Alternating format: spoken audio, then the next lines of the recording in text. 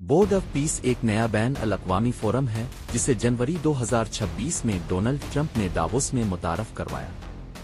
اس کا آغاز بنیادی طور پر غزہ جنگ کے بعد کی صورتحال اور حماس کو غیر مسلح کرنے کے طور پر کیا گیا۔ ٹرمپ کا موقف یہ تھا کہ اقوام متحدہ غزہ جیسے بڑے انسانی بحرانوں میں مؤثر کردار ادا کرنے میں ناکام رہی، اس لیے ایک نیا اور تیز فیصلے کرنے والا پلیٹ فارم ضروری ہے۔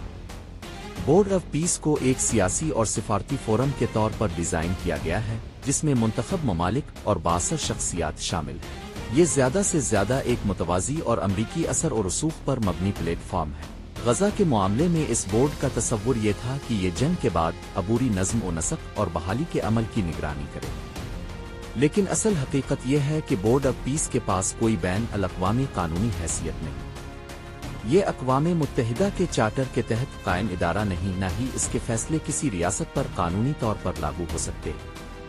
یہ قراردادیں منظور نہیں کر سکتا، پابندیاں عائد نہیں کر سکتا اور نہ ہی امن فوج تعینات کرنے کا اختیار رکھتا ہے۔ اس کے برعکس اقوام متحدہ ایک تسلیم شدہ عالمی ادارہ ہے جس کے پاس سلامتی کونسل، جنرل اسمبلی اور بین الاقوامی قانون کی بنیاد موجود ہے، لیکن اس کے باوجود دنیا اس نئے بنائے گئے پلیٹ فارم سے خوفزدہ ہے، کیونکہ تاریخ ہمیں بتاتی ہے کہ کس طرح لیگ آف نیشنز قائم کی گئی اور پھر جب ممالک نے اپنے طور پر فیصلے کرنا شروع کیے تو وہ غیر مؤثر ہو گئی، جس کے نتیجے میں دوسری عالمی جنگ پھوٹ پڑی۔